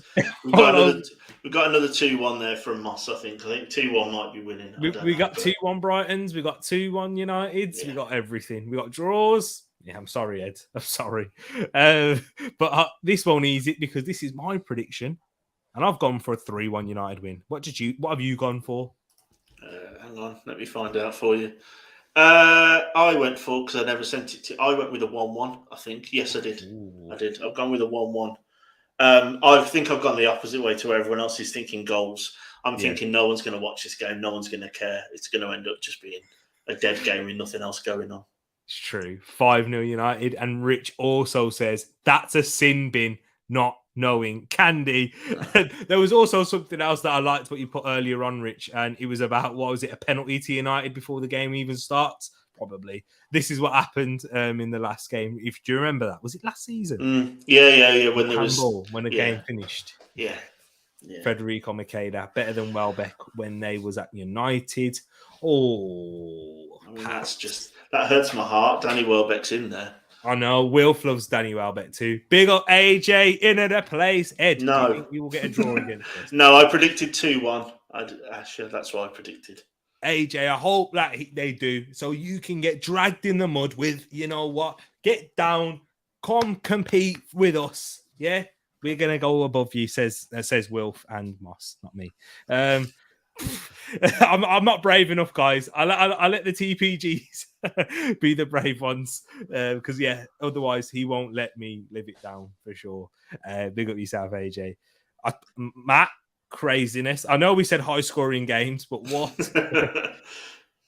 Hey, me and Jake picked the same. Great minds think alike. And Mrs. Walter says 2-0. Is that 2-0 to Brighton or Man United? But AJ's not looking, you know what, range of emotions there, most likely to be a draw. Chelsea fans aren't confident either, so that game could be It's a stinker, isn't it? Yeah. Oh, man, I'm thinking. I was thinking of going to that Wolves Man City game because there will be tickets available, won't there? Oh yeah, definitely. Oh, you know what? If I could witness history, yeah, I'm saying maybe it's too expensive though, man. It's a Cat A game. Yeah. Yeah, I It's mean, a lot of money. It's a lot of money. Yeah, when I don't have a dog in the race, it's a lot of money. Yeah, exactly. Hey, don't put that. Yeah, you see, I knew Wilf would have been on you there, Pax. Be careful.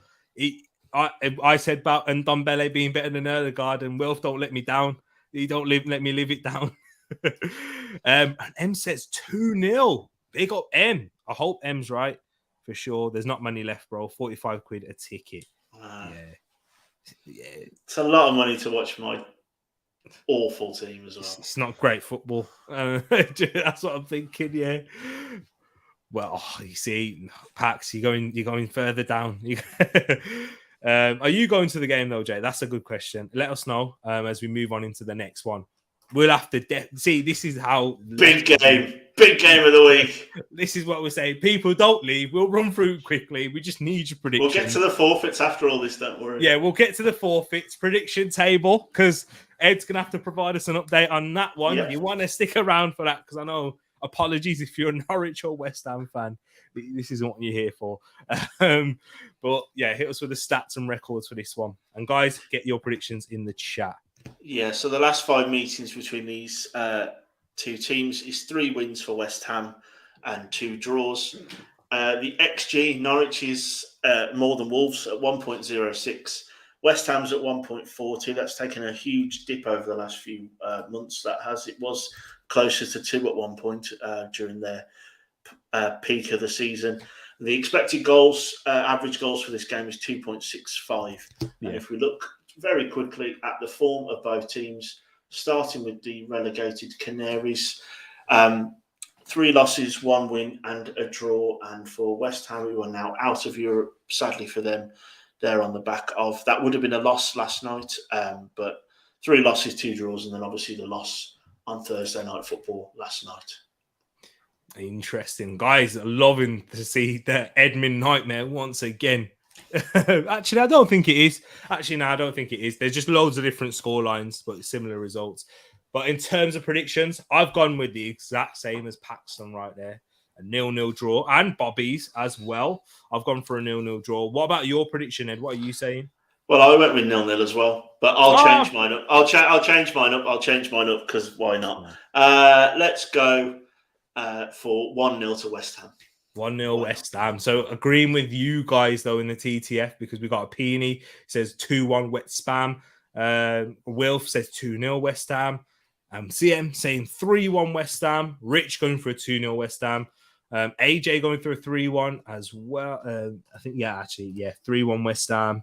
M going for a 1-0 West Ham.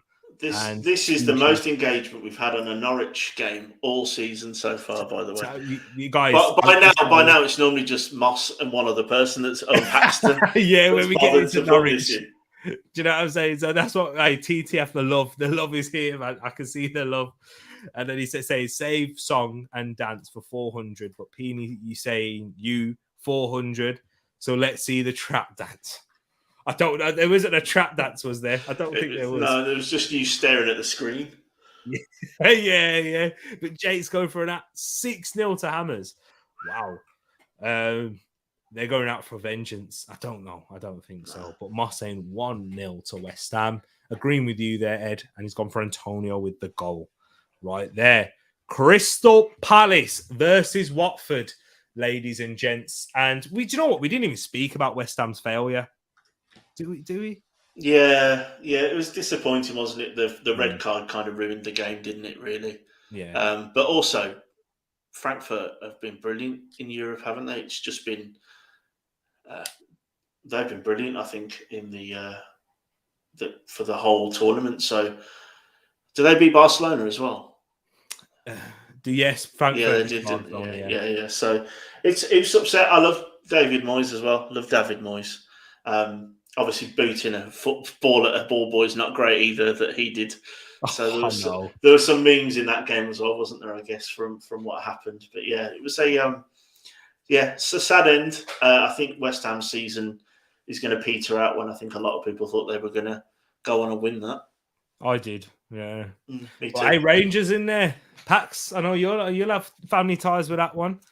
Hey, should be a good one. Aaron Ramsey, getting his hands on a European trophy, not at Arsenal. Do you know, on Rangers as well, isn't it great that Glenn Kamara now, when someone Googles his name, isn't just going to see how he was awfully racially abused. Now he has a goal in a semi-league of a European. So that's brilliant for him as well, I think, because what you would have seen when you Googled him is you would only ever see that one incident, whereas now at least we have a lot more, something much more positive for him to be known for now, as well as just being the bloke that was abused because he's black. Oh, okay. Yeah, it's true. You're right. I was saying, okay to that one there, Rich. With subs, sometimes there are bots, or what YouTube filters them out. Okay. I wonder why bots would subscribe. You know what I mean? To get their comments and stuff on. There was a few dodgy comments, wasn't there, that I know Paxton and Tichy and a few other people were deleting Peony as well. So I think that might be why, because some people have subscribers only, don't they, to comment. So I think that might have been why. It's true. I know we haven't confirmed it yet. We will probably go through it at the end. Oh man, we'll see. I'm scared. But we have to go through the table first to see who's holding that forfeit as it stands. But yes, in terms of this game, Crystal Palace versus Watford, right here, the return of Roy Hodgson at Selhurst Park. Who's going to be leaving at the end of the season as well. Going back into retirement. Yeah, apparently retiring properly this time, isn't it? Yeah. But hit us with the stats and record for this one, Ed. Yeah, so Palace versus Watford. The last 5 meetings between the teams have 2 wins for each and 1 draw. And if we look at the XG there, Palace is at 1.34, Watford's is at 0.96. And the average goals is almost bang on 2.5 at 2.53. So there's expected to be between 2 and 3 goals in this game. And if we look at the form of both teams, starting off with the Palace, we've got a win, a draw, and 3 losses. And for Watford, it's a whole load of L's. I think it's 5. Yep, they've lost the last 5. Not in great form. And Palace definitely pushing all the stats in their favour. There we go. Right there, interesting. So, guys in the chat, I think we see plenty of comments. I forgot to star them. Sorry. So we'll have to run through them now.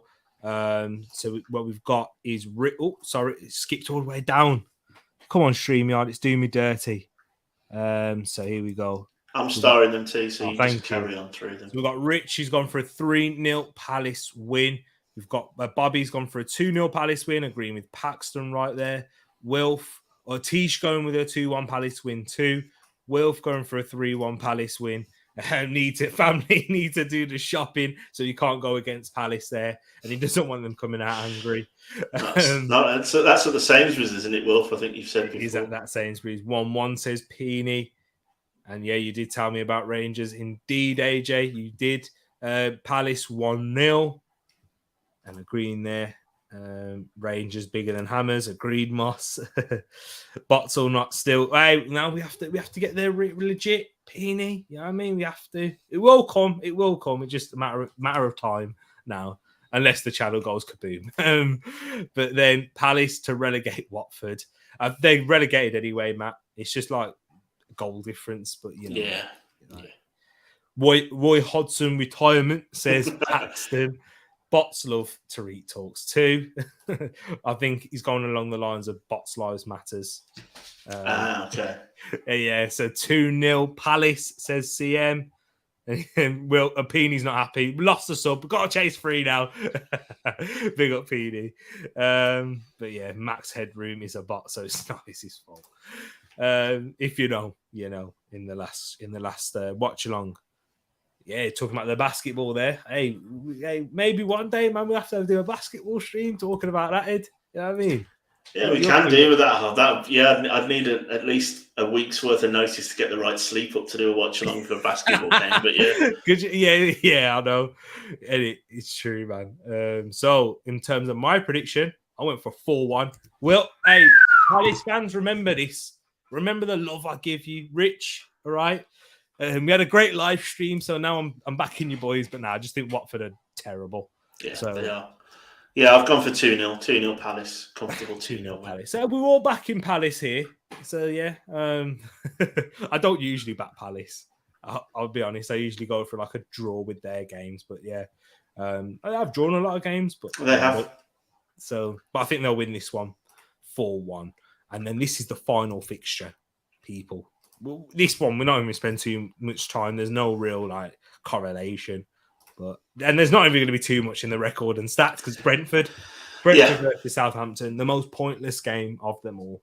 Yeah, so Brentford, last 5 meetings against James Ward-Prowse's Southampton. 2 wins for both teams, but I think, as T said, I think the last 3 games were played over a decade ago. The XG, very similar at 1.31 and 1.51 for Southampton and 1.31 for Brentford. The average goals at 2.71 for this game. If we look at Brentford's form, 4 in the last, unbeaten in 4 and then lost this week against Man United. And for Southampton, they are on the back of 3 losses, a draw and a win. Interesting. Right there. In terms of the predictions, we have a dead game. 0-0, says Jake. 1-0 Brentford win, says Bobby. 2-0 Brentford win, says Paxton. Ivan, of course, Tony to score. 2-0 Brentford, agreeing with you there. Pax, says Rich. You don't usually back Arsenal team money. Not always. It's worked. Peony says, it's my favourite comment. Okay. Don't care. I mean, 1-0. 0-0. 6-0 Brentford, says Tish. Wow. Yeah, you know what? With Southampton, they are due a beating like that. They get some, don't they? Yeah, exactly. Mossani's subtle like a jackhammer. Brentford 1, Southampton 1, says Wilf.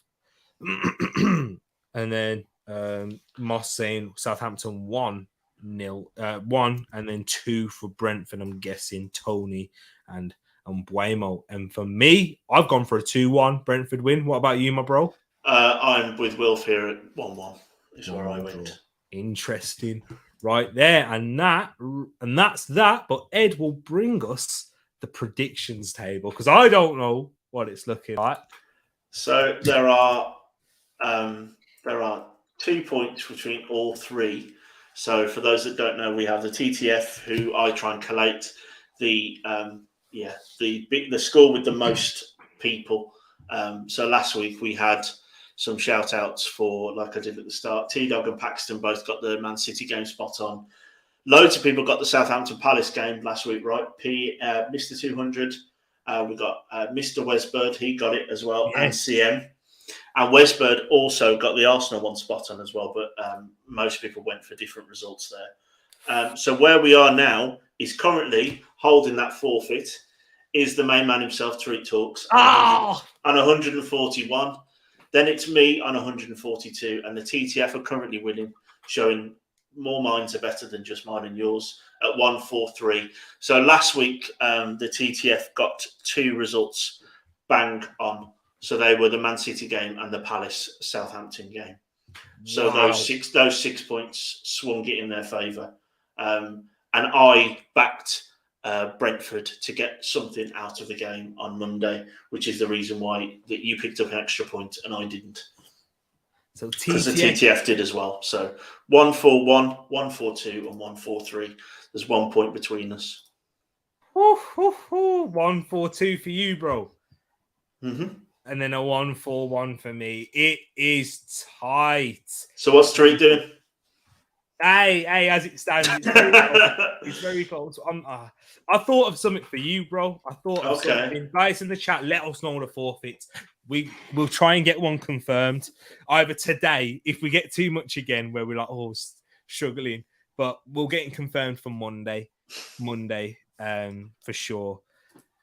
Tereak needs to eat peaches for the forfeit. I like peaches. You know what I mean? So that's too. It's not great, but I know what you're going with, my bro. On a PC or laptop rather than phone. What's that to do? What's that? No idea. Oh, sorry, that's chat. You know, we're invading them. Put all of them into a hat and pull one out. Yeah, but then we'd have to collate them all. One. I'm trying to think. Yeah, we had plenty in the last preview.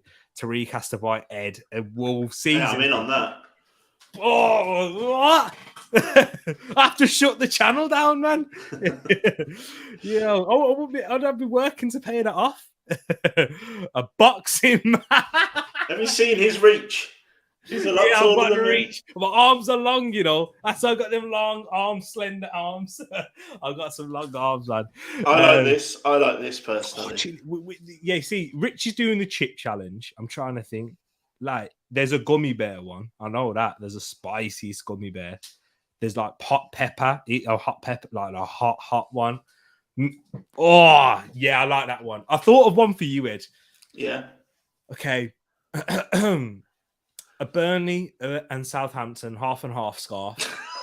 Where are you going to get one of those from? I don't know. And then, I don't know. You have to praise Burnley. I need to hear you praise Burnley and say that James Ward-Prowse should play for England. Okay. I'll take that over eating something that's going to make me vomit. Nah. But we need this as well. We need to like double down. Do you know what I mean? Like, we need you to say it whilst eating something that makes you want to. Okay, fair enough. Okay, we can do that. The TCM chili challenge, that's getting mine. And if we finish on the same points, I reckon we should just do it like a roulette until someone gives up. Yeah. Exactly. Oh.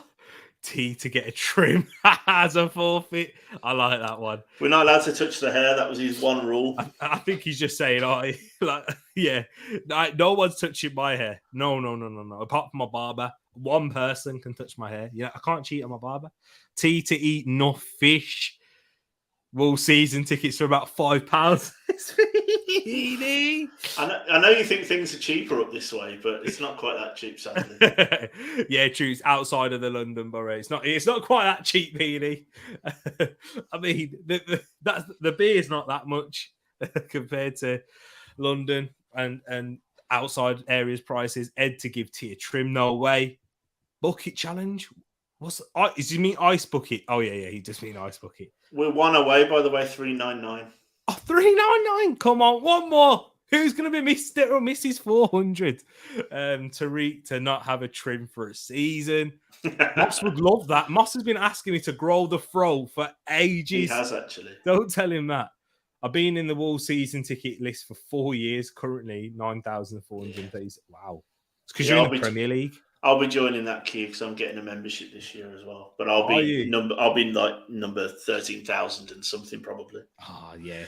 If you drop down into League One again, you won't struggle for then, Ed and Jake. Although arguably we actually did. We sold more season tickets then, weirdly, than we did when we were in the Championship. But yeah.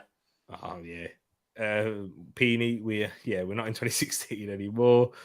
Each one of your sub donates £2 to whoever wins. Tereak and Ed gets a season ticket. Although Arsenal season ticket, we have a bit more than that. Yeah. Do you know what I mean? I'll have to sell a kidney, I think, to get Tereak a season ticket at Arsenal. Yeah, you can't even get one, man. It's the waiting list. There's 100,000, I think, on the waiting list. Wax their legs live. I mean, there's not really too much hair on my legs. Or me. That would be the most boring game ever to watch. Where I go, oh, that hurt a little because there's nothing there to rip off, really. There is literally. I know I have a little. All of my hair's here. Yeah. I don't have none on the legs. No, me either. You see what I'm saying? I had to get him off and everything. Old school punishment. Face the wall with a hand in the air and one leg at the... That would be hard. It would be very hard. I know CM's having flashbacks right there. He got told to do that once. Yeah, I was going to say, do you need to talk to us about that? You know what I mean? Nothing wrong with the classics packs, exactly. Oh, get a boot. You know what that is, though, don't you, Ed? Yep. You get the ball booted. Oh, man. He votes for Ice Bucket Challenge, Ed to interview JWP Live. If we could get that sorted. Yeah, exactly. That'd be brilliant. Yeah. I would be his biggest fan. I don't care. Yeah, if he was not the first player to come. Ed would be like, right, do you think you're overrated? Right, you're not anywhere near as good as David Beckham. Discuss. Exactly. Bubble wars. Oh, what, like zone football? That would be that would be good. Like a zone football match. My last name is Barber, so I can cut it. Oh, wow. No way. One more, so T has no excuse to sing this time. I I mean, will to be have no fair, he has excuse. been singing for most of this stream. So Sure, I sing it like every stream at least once. Moss, wants you to grow a hair and use as a microphone. Exactly that. How much do kidneys go for? Get hitting. Oh, that, Jake. That's not stubbing your toe. That is. That's horrible. That's horrible. 21k on the Everton waiting list, which will be drastic. Yeah, definitely when the new stadium arrives. For sure in the Championship. Let Manchester. No, no way. Not with those hot takes. Not with those Carrick. no. Vieira and yeah, I'm all right. Big up my brother Manchester Mania though. He's all right. He has some good he has some good hot takes that I agree with, but certain ones are unforgivable. And that's coming from a Christian who's saved by Christ. But that one, sorry, too much. Tereak had to do a song and a dance and unsub and unsub again. Grow the throw. I want to be 420. But guys, oh man, it's interesting. Well, I don't think we are going to get a decision. I don't think we are because there's so much. You have to back.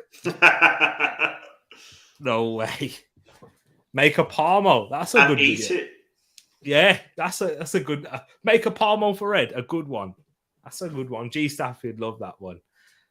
See, look at this. You've got him going now, Rich. Grow the throw for Trevor Noah. Then you can be cool again because he's seen me with a throw now. So that's probably why he keeps calling me with that name. That's brilliant. G Stafford. What is it? Oh. Yep. Oh, thank you, people. What am I meant to sing now? I'm gonna have to do it for. I am here for tomorrow. Tomorrow's watch along. Too far, Jake. Never. I'm not Absolutely. having anything blue and white anywhere near me. That's my Me as rule. well. No chance. But yeah, I am holding the position right now. Thank you, people. I really do appreciate you guys. 400. We thought we made it. We had a false alarm. You know what?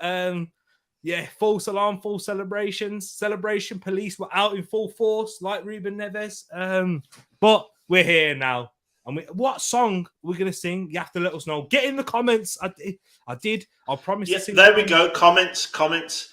Everyone put what song you want Tereak to sing, and it'll be in the Discord. And we also means we get loads of comments. So just put one song, put it in. Give me another song, put it in. Comments. We're going to wrap up now. Let us know what song. This has been such a long stream. An hour and 47. I'm at work tomorrow morning, people. I've done this for you lot. I did say to Tish earlier on, I might take your husband away for a couple of hours. She thought I was joking. 1K, 1K. I'll sing with T. Yeah, 1K. Yeah, we'll sing. Yeah. We'll go live and everything. Like, sing. I will always love you to each other. See, there's some hard notes you got. Wait, guys, hold them for the comments. Get them into the comments. We're gonna wrap it up right now. Thank you to everyone, and thank you for everyone subscribing to hitting that 400 mark. You guys are amazing. Look at this in the place. Well deserved, brother. Thank you so much. Yourself and Ed have smashed it, and have really enjoyed your content since I subbed last year. Yes, we are approaching a year. We've got a few more months off. I think August has started. So how many months off? How many months is that now? Like 3, aren't we? 3, 4?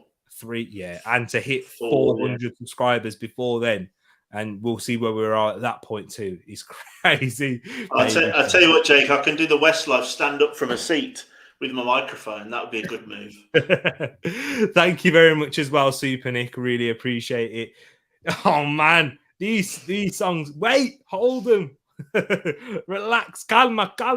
What we are doing is we do have the quiz as well. Remember, as soon as the season's finished, the quiz is written. So that will be that we're owed that from 200 subs. Yeah, so. We did, and we meant to do it in the international break, but yeah, we'll certainly get it done for the end of the season. So we've got things, celebrations to catch up on at the end of the season. But people, we are out. Thank you so much for joining. Smash that like button. Let me know in the comments below and continue subscribing. We're chasing 500 now, but thank you to you all. Yes, Matt, you're all more than welcome. And anyone else, let us know in the comments whilst you're letting us know your song suggestions. Comments we are out right now. and peace.